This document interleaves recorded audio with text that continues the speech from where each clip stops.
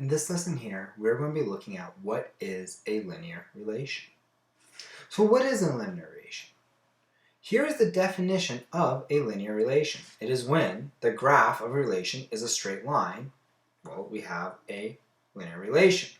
Or, in a linear relation, a constant change in one quantity produces a constant change in the other quantity. So what does that mean? Well, we have a graph that is a straight line, just like this here. Or, here we have a little bit of a table of values. And if we look at this, the constant change in the x is the same as the constant change in the y. So the x is going up by 3 every time, while the y is going up by 2 every time. And if we remember that, if we go y divided by x, that is my slope.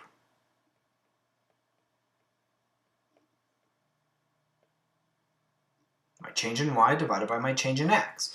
So in this case, my slope is going to be 2 over 3. And that is my m value of a linear equation. Or another way of putting a linear equation is any polynomial with only a first degree. So what does that mean? Well, any polynomial with first degree, that means we must have a y is equal to some number, let's say 5, multiplied by x to the 1. And then we could plus something, like maybe plus 4, or not. We have to have a variable on both sides, and my exponent must only be 1. That's essentially what that means. So let's look at our first example here. A pattern with 4 figures, and each one has a different perimeter. So we're going to see if this is a linear relation, and we're going to check it out in more than one way. We're going to check it out in 3 different ways. By first making a table, then graphing it, seeing if it's true, and then by making an equation or a polynomial. So let's try this out. My first figure has a perimeter of 1, 2, 3, 4, 5, 6, like it says on the bottom, perimeter of 6. My second figure, if I count my way all the way around, is going to be 10. My third figure, counting all the way around, is going to give me 14. And then my fourth figure, counting all the way around, is 18, as shown above. Now I look at this here. This is going up by 1 every time. Now every time this side increases by 1, my figure increases by 1, my perimeter is increasing by 4. So I have a constant change with my figures, which will create a constant change with my perimeter. So according to my table, yes, this is a linear relation. Now let's try graph this. If I was to graph this, what would this look like? So I'm going to put my figures on the bottom, because my figure is going to be my input. And I'm going to put my perimeter on the side. And that's going to be in centimeters. We're going to count this off. We have 4, so I'm going to count 1, 2, 3, 4, because I want to cover most of the graph. Here, we're going to 18, so I'm going to count each one of these. Let's see how many we have. 1, 2, 3, 4, 5, 6, 7, 8, 9, 10. So each one of these is going to be 2.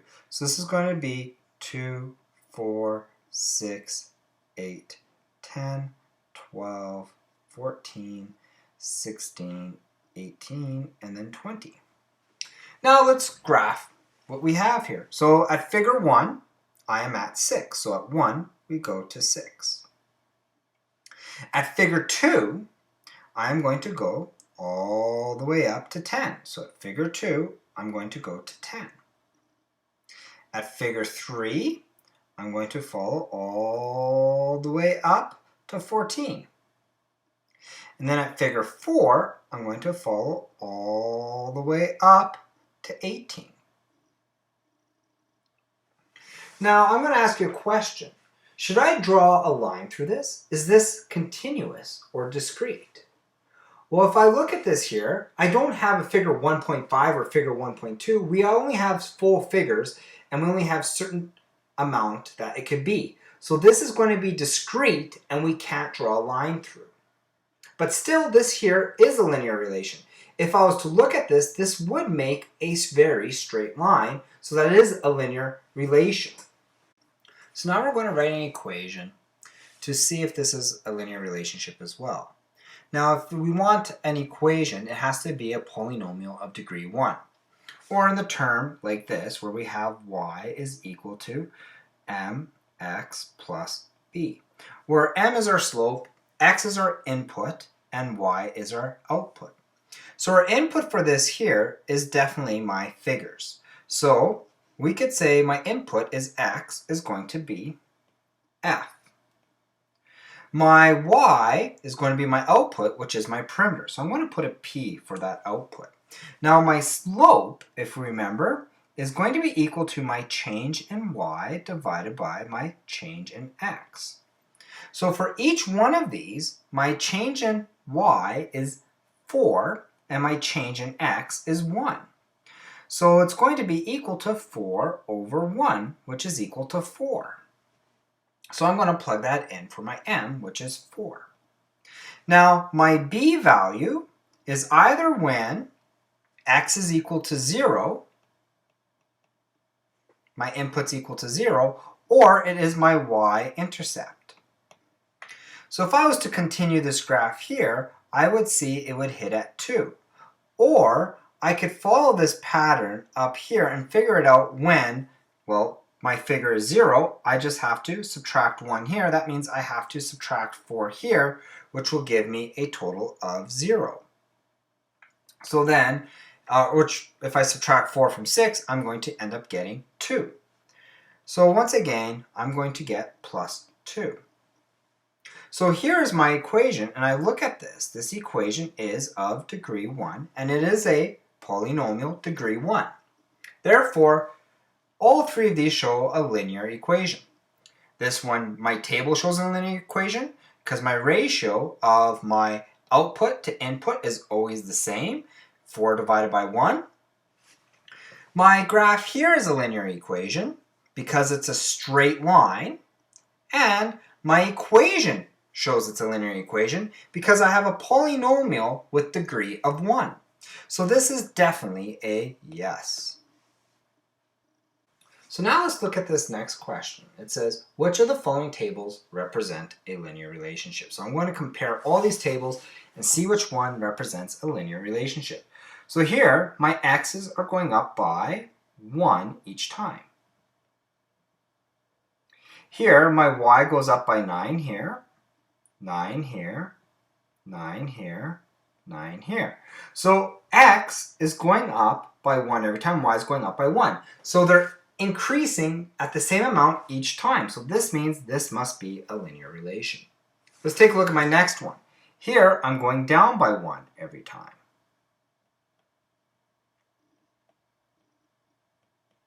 Here, I'm going up by 3.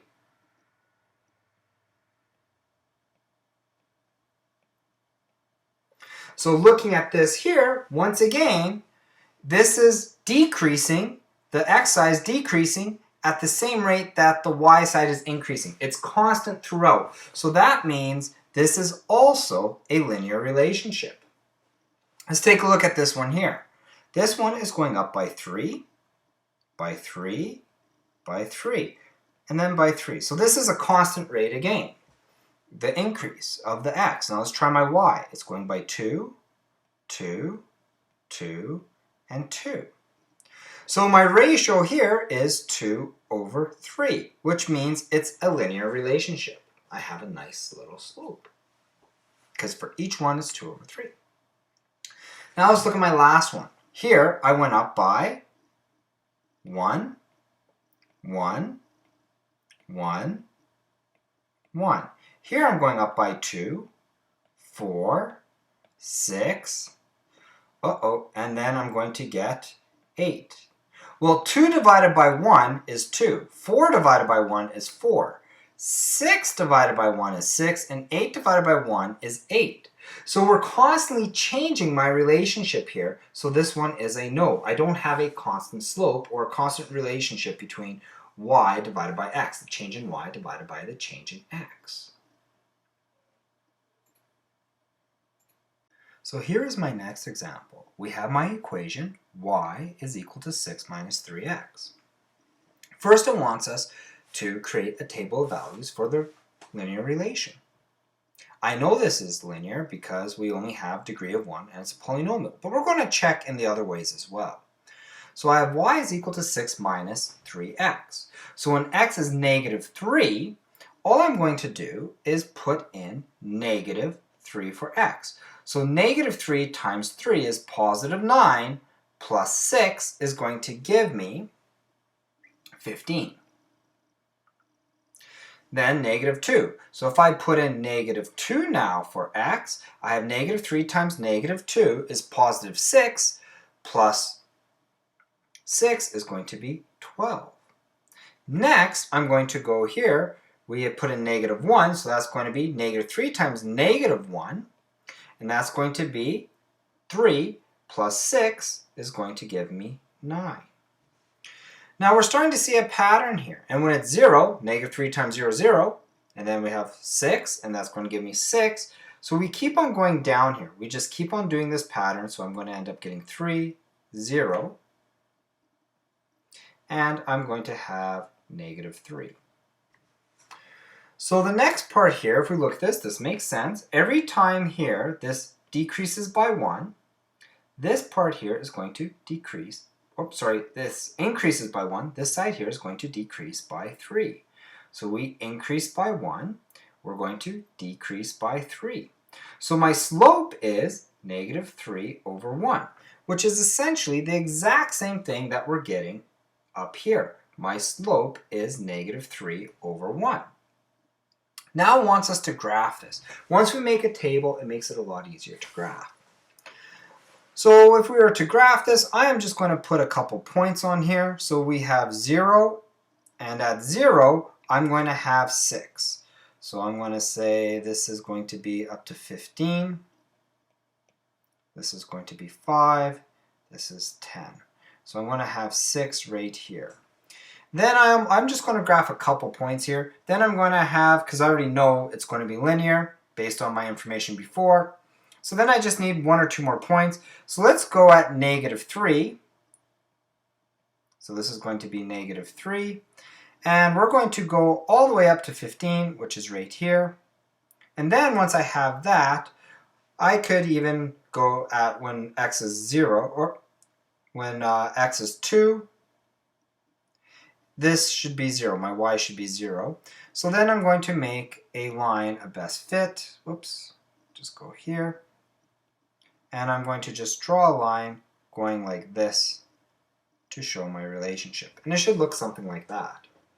So it asks here, is the graph a linear relation? Well, it definitely is, yes. And then we graph the relation, I already did that. Should the points on the graph be joined? For this one, it's hard to say. We can't tell. Since there's no verbal relationship that we're saying here, I'm going to say yes, because we're going to assume it is continuous unless we have a situation otherwise. So let's take a look at our last example. This one here is a word problem. It says, Jada rollerblades from Regina to Saskatoon to raise funds for cancer research. The trip is 250 kilometers. Jada estimates she can rollerblade at an average speed of 8 kilometers an hour. Choose variables to represent the time traveled in hours and the distance in kilometers. Well, I'm looking at this. I'm going to say y is equal to mx plus b. Now, whenever we're graphing, if you remember from a long time ago, we talked on our x-axis, that is our manipulated, it's always going to be time. So time is always going to be my input. So my x is going to be time. So I'm going to say mt plus b. Now my y value must be then my distance. So we're going to have d. If I look at this, this is distance divided by hours. And we said my distance is my y and my hours is my x. So that's y divided by x. If I look at that, that's my m value is going to be 8. So I end up getting distance is equal to 8, and we have my t.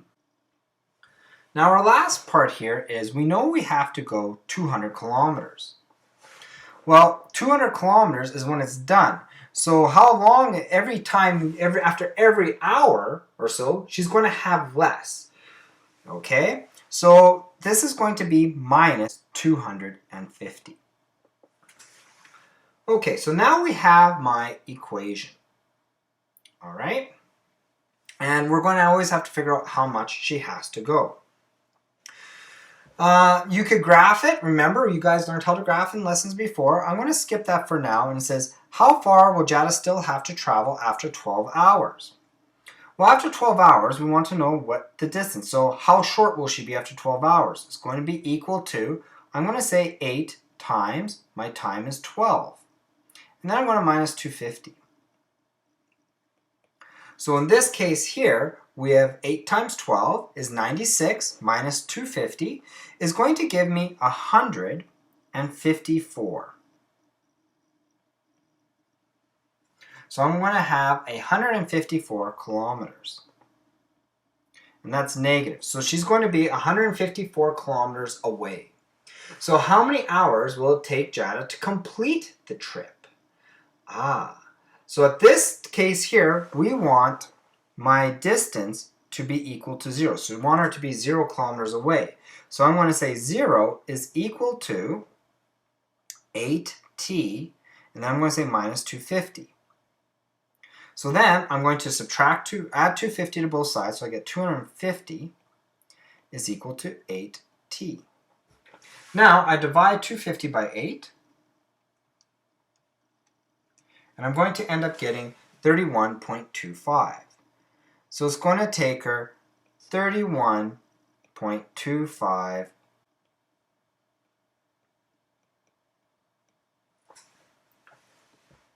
Okay, now if I want to put that into minutes as well, so that's 31 hours and 15 minutes, we could also say.